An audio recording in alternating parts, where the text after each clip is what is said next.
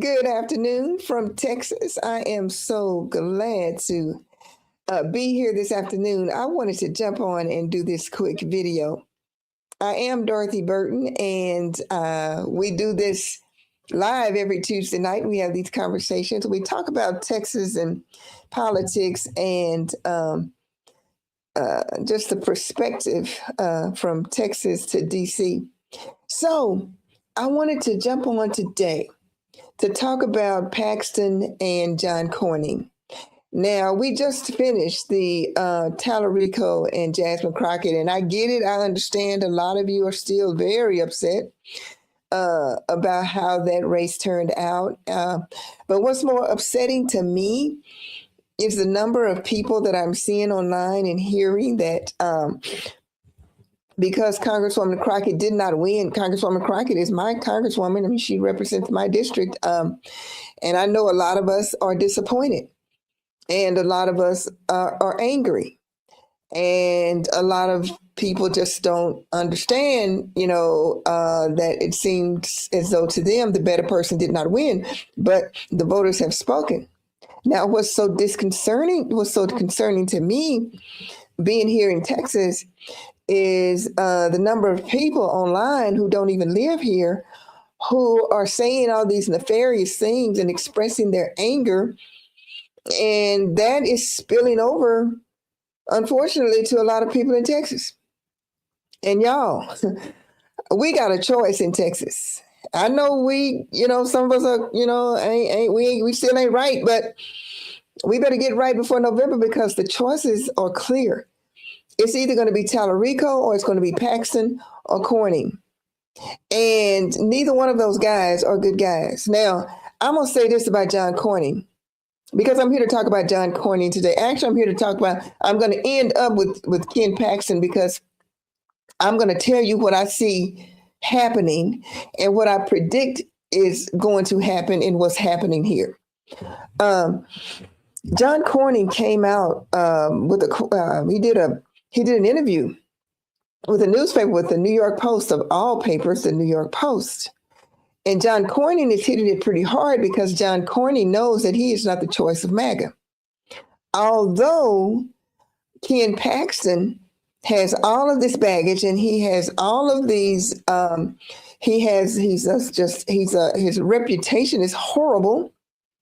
He is still MAGA's man in Texas. And truth be told, even though Trump has not, he's toying around and, dangling this endorsement, he badly wants to endorse Paxton. He wants to endorse Paxton so badly. However, people who are around him, like Robert Jeffries, the pastor of First Baptist here in Dallas, and Max Lucado and the evangelical leaders, they have endorsed Cornyn. Now, that puts Trump in a quagmire because Paxton is really Trump's choice. Don't think he's not. Paxton is the choice of Republicans, of MAGA Republicans in Texas. As dirty as he is, as damaged as he is, as public as his sex life has been, and his wife, Senator Angela Paxton, as public as their divorce has been, and she made it known. She's divorcing him on biblical grounds, and we know in Texas, and Christians know what that means. I mean, he's been screwing around, okay? So all of that is just so out in the open. It doesn't matter with Texas Republican MAGAs because Paxton is their guy. But how can Trump endorse Paxton when Robert Jeffries and Max Lucado and Jack Graham, prominent white evangelical pastors with prominent white evangelical mega churches, have publicly endorsed Cornyn? Now, Trump don't do nothing if it don't benefit Trump. Paxton is of that same vein. That's why when Paxton came out and said this week that he would drop out of the race if Congress passed the SAVE Act You have to step back and say, why would he say he would drop out of the race if Congress passed the SAVE Act? Now, Trump has said that he's going to be making an endorsement, and he has said that the one that he doesn't endorse, he expects to drop out of the race. Well, Paxton came out and said, well, I'm not dropping out of the race if it's not me. But then he came back and said, I will drop out of the race if Congress passes the SAVE Act. And that's what I want to talk to you about today. The SAVE Act and John Cornyn and Ken Paxton and Pam Bondi. Because although she doesn't have anything to do with it, I am making a prediction, and I'm going to tell you what my prediction is. But in the meantime, John Cornyn has done this interview with the New York Post. Now, for those of you who don't know John Cornyn, he's trying to pretend to be this MAGA guy. Now, people in Texas who know John Cornyn, and John Cornyn has a long history here in Texas. John Cornyn started out as Judge Cornyn. He was a state district court judge. He moved from state district court judge, and then he got elected to the Texas Supreme Court. Then he got elected to Texas Attorney General, the same office that Ken Paxton holds today. And then John Cornyn got elected to Senate. So he has come full circle. He has come from being just a state district court judge, Texas Supreme Court, Texas Attorney General, all the way to the Texas Senate. And he has enjoyed a long career. But Texas has changed. Texas is MAGA now. We got MAGA Abbott, we got MAGA Dan Patrick, and we got MAGA Ken Paxton. And here John Cornyn is sticking out there as the traditional institutionalist Republican. But he's also the most squeaky clean of the two. But he's of the same vein as the old Republicans. George W. Bush, old man Bush, he's of that vein. Rick Perry, he's of that vein. That's not Texas anymore. Texas is MAGA that are Republican. And Paxton is their guy. Okay. So Cornyn now is trying his best to be MAGA Cornyn. But the Republicans in Texas aren't buying it because they say, we know who you are. We know who you've always been. And it's a shame when a man like John Cornyn, y'all look at this. I'm going to share this with you right now. Look at his little certificate. Certificate of pro-Trump senator. This certificate is proudly presented to John Cornyn for a 99% voting record with President Trump, delivering border security, passing historic tax cuts, backing law enforcement, vote Cornyn, certified by Texas voters. That is really sad. That's just like Trump giving himself a gold medal or giving himself the Nobel Peace Prize. Come on, John Cornyn, you're better than this. Or he used to be. Let me also show you something else that John Cornyn is doing against Ken Paxton that is so out of character for John Cornyn. But this shows you just how heated this runoff is. They have spent upward close to 150, it has to be close to $150 million already on this race. And it's only going to get more expensive. And that's one of the reasons why Trump and the white evangelicals are trying to end this with Paxton and with Cornyn. Now it's all gloves off, no holes barred. Let me show you the kind of ads. Let me show you what. Let me show you this. Cornyn came out with this ad, and it just. Number one, it's so out of character for Cornyn, and number two, it ain't no lie. What do a burner phone, a $1,000 Mont Blanc pen, and this cash machine have in common? They are symbols of Ken Paxton's depravity. Paxton used the burner phone and an alias to hide his affair from the mother of his children. Now his wife's divorcing him on biblical grounds. Thou shalt not commit adultery. A Mont Blanc pen stolen from another lawyer because Once a crook, always a crook. Thou shalt not steal.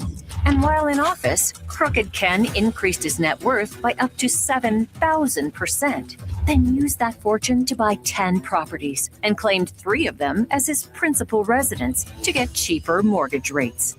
Thou shalt not bear false witness. Judgment Day comes for all of us eventually. This year, in Texas, Ken Paxton faces the voters. Defeat the crook. I'm John Cornyn, and I approve this message. Join my team and give today. So that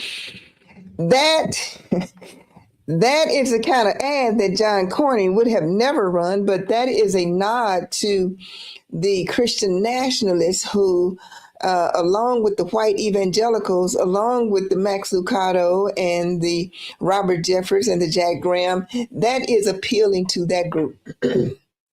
Now, MAGA Texans, it doesn't matter if John Cornyn plays to the Christian nationalists with the 10 Commandments and saying thou should not do this and thou should not do that, and using God. That's what these Republicans do. They use God. They misuse Christianity. They misuse the word to attack others, and that's what Cornyn. You saw what he's doing there as a nod to the Christian nationalists and as a nod to the MAGAs. But he can do all that all day long, and it's still not going to matter because the MAGAs love Ken Paxton.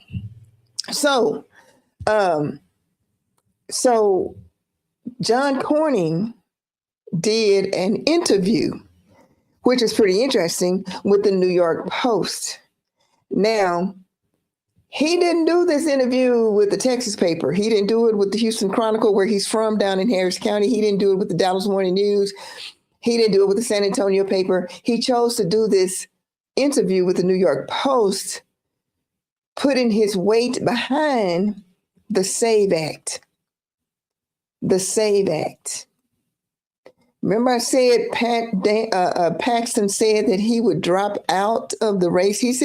Paxton said, once Robert Jeffers and the white evangelical pastors endorsed Cornyn, and Trump said, I am going to be making an endorsement, and I expect the one that I don't endorse to drop out. Okay, that was a nod to Paxton. But Paxton said initially, I'm not dropping out. So Cornyn did this interview with the New York Post, where he said this, and I'm going to tell you why this is important. He's talking about the SAVE Act. John Cornyn said, after careful consideration, I support whatever changes to Senate rules that may prove necessary. When asked if he changed his mind to secure Trump's endorsement, Cornyn said his thinking has evolved, and hopefully the president likes what he sees.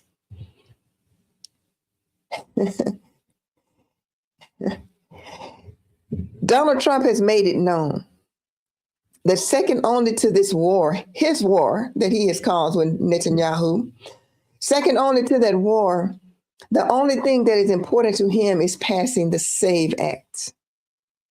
The SAVE Act. So Paxton said, if Congress passes the SAVE Act, and if Donald Trump endorses Cornyn and not me, I will drop out of the race. Now, remember what I said. He said before, if he wasn't the one to get endorsed, he wasn't going to drop out of the race. But now he has changed his tune, and Cornyn has gone to the New York Post. Why do you suppose he did that interview with the New York Post and not the Dallas Morning News or the Houston Chronicle? Because that was a nod to the New Yorker in the White House, Trump. And you saw what he said at the end, just like a little kid. Hopefully the president likes what he sees. Him saying that he would do whatever he needed to do to get this act passed. which is crazy for people who know John Cornyn, because John Cornyn has been adamantly opposed to doing what it takes to move this bill forward, and that is getting rid of the filibuster. And that's what it's going to take to get the SAVE Act passed. It has passed the House. John Thune in the Senate, he's saying, he's balking because he said, we don't have the votes to do this. It takes 60 votes. They have 53. The Democrats are not budging.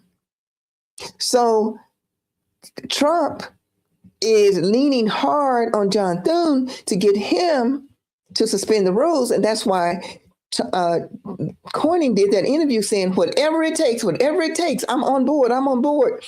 But this is the same man that since he's been in Congress, when it has come up to get rid of the filibuster, being the institutionalist senator that he is, he has always been opposed to that. But now, since it involves his future, he doesn't care. He also does not care what this SAVE Act will do to the people of Texas and to the people of America. And that's what I want to get across.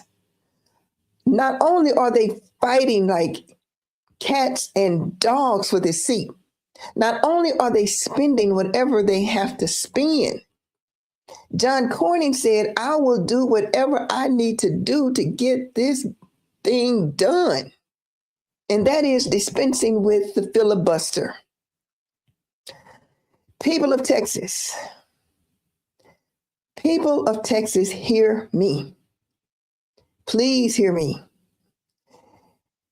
Do not stay home in November. Do not stay home in November. And we're just on a wing and a prayer that John Thune is able to hold together the Republicans long enough to not dispense with the filibuster.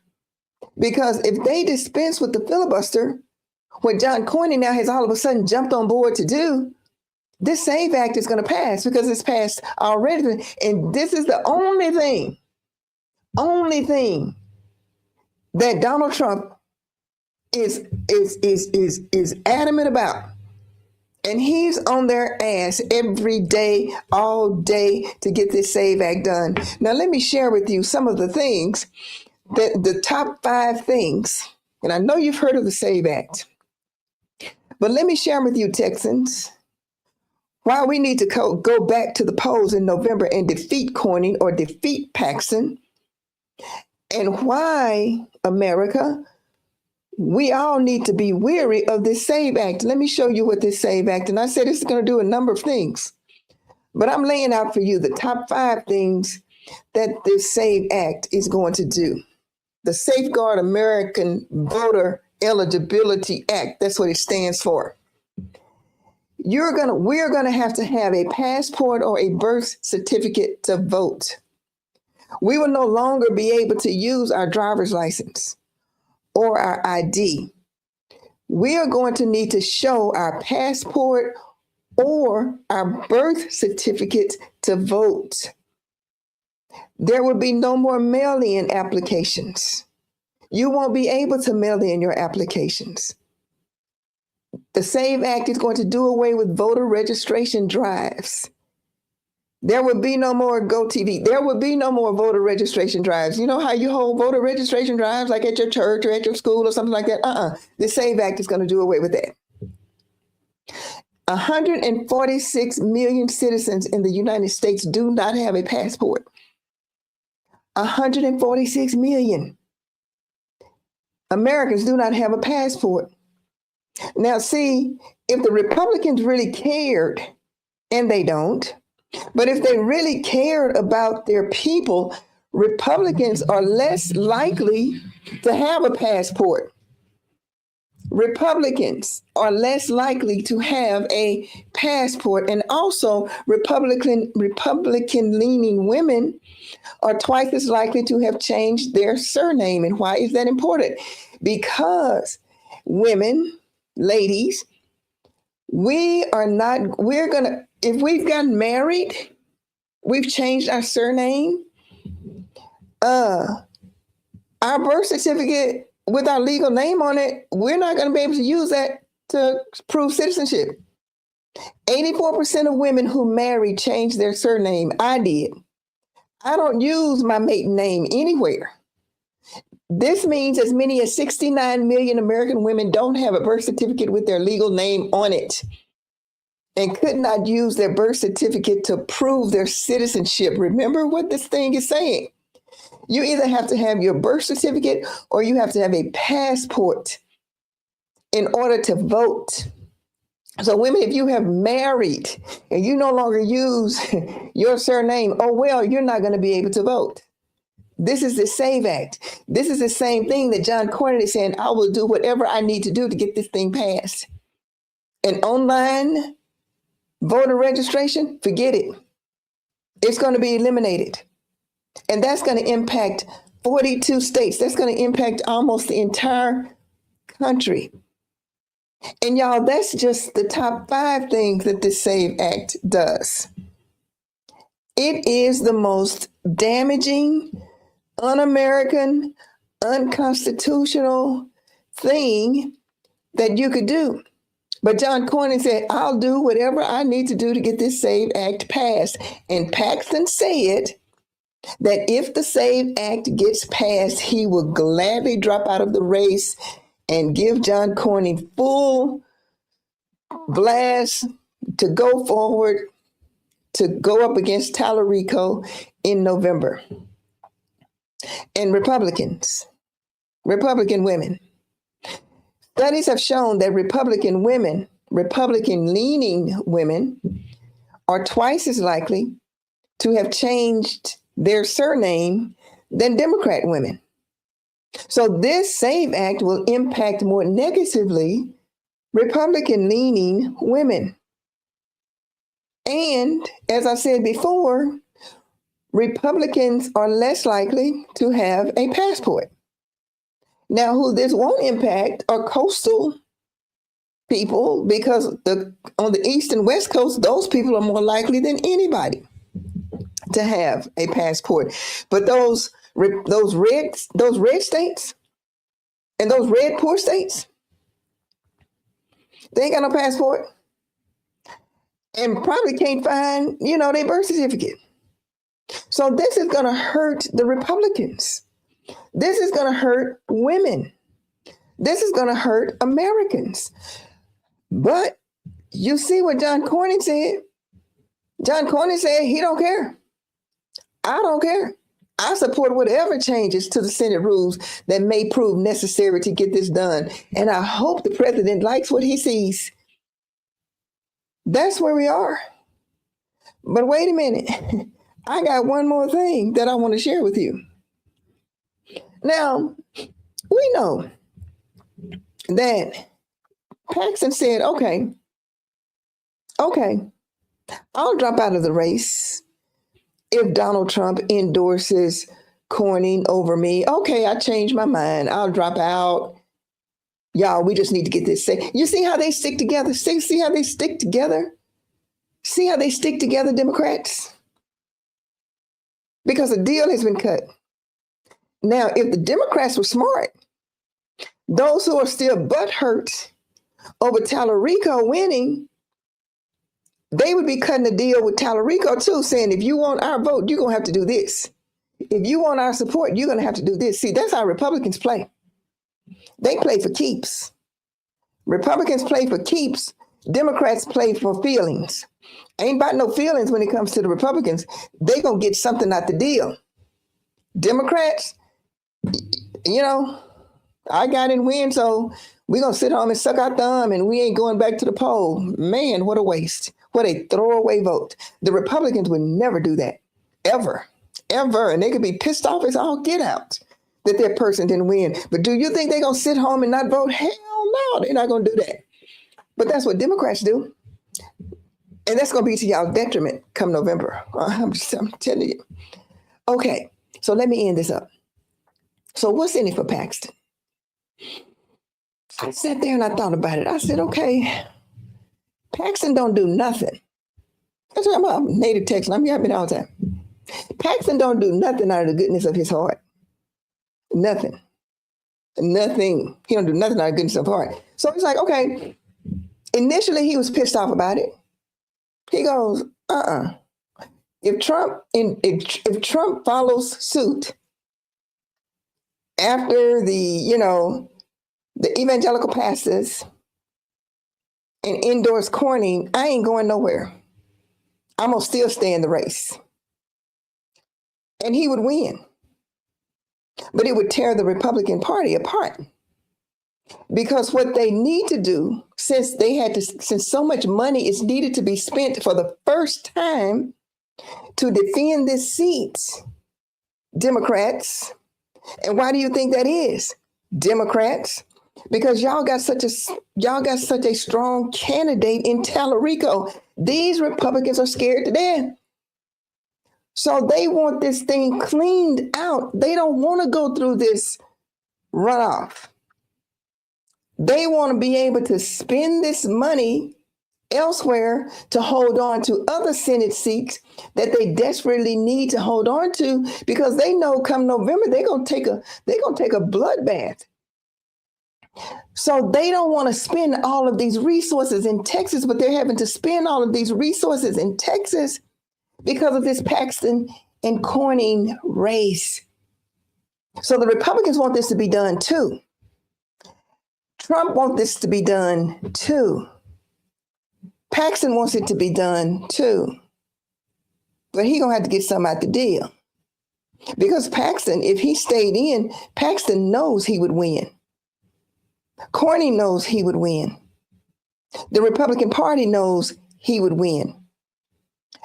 But the Republicans on Capitol Hill don't want Paxton because Paxton has too much baggage.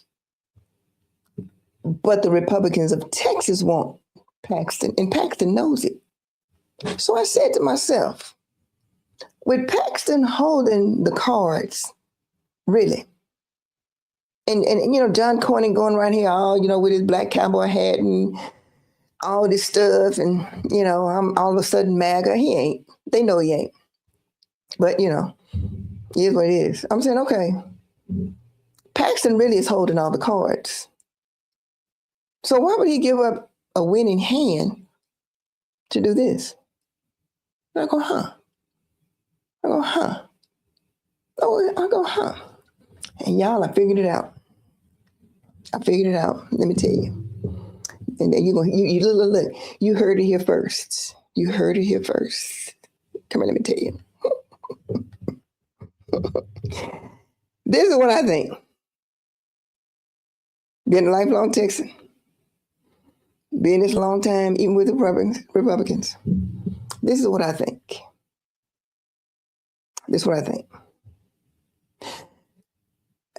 They're not going to pass this. Never say never, but it would be very difficult for them to do away with the suspending of the rules to pass this SAVE Act. And that's what they would have to do, suspend the rules, the filibuster rules to get this thing passed, because the Democrats aren't budging. But if they do, see, Paxton, either way is going to win. Either way, he's going to win. If they don't suspend the filibuster and this act doesn't pass, this race is going to go on. Because Paxton said the only way that he would drop out of the race is if the SAVE Act passed. Now, if by some fluke that Thune capitulates and they suspend the filibuster rule and they push this dangerous SAVE bill through, and that's what they're going to do if they suspend the rule, then Paxton drops out. And it would be a free lane for Cornyn and Tallarico, the matchup come November. And guess what Paxton gets? So I'm thinking, Paxton won't get the Senate seat, but Paxton is going to get that Attorney General seat. Hello, somebody. I guarantee you that's the prize right there. That's the prize right there, because he ain't going to drop out for nothing. Donald Trump will boot Pam Bundy out in a heartbeat to put Ken Paxton in as the Attorney General. I guarantee you that. I can almost guarantee you that. Remember, you heard it here first. That's the only way, that's the only thing I can see that would make Paxton say, okay, if they pass the act, I will drop out. If they don't pass the act, he stays in and he wins the Senate seat. And Trump gets egg on his face by not getting this act passed, which is the apple of his eye right now. And with the evangelical pastors out there, endorsing John Cornyn and all that, that's what's in it for Paxton. Either Paxton is going to stay in and win the nomination in May in this runoff, and he's going to be the nominee against Tallarico, or the Republicans are going to suspend the rule, the filibuster rule, and push through the SAVE Act. Paxton drops out of the race. Cornyn is the guy. Pam Bondi gets booted. Paxton moves to D.C. as the new Attorney General. It is a win for Paxton. It's a win for Cornyn. It's a win for Trump. And it's a win for the white evangelicals, because they don't have to deal with that baggage come November against this squeaky clean 36-year-old preacher. And that's the view from Texas. And that is what I believe is going on behind the scenes. And we will just see how it plays out. Thank y'all for being here. We do this every Tuesday, 7 o'clock p.m. Central. And I hope to see you guys then.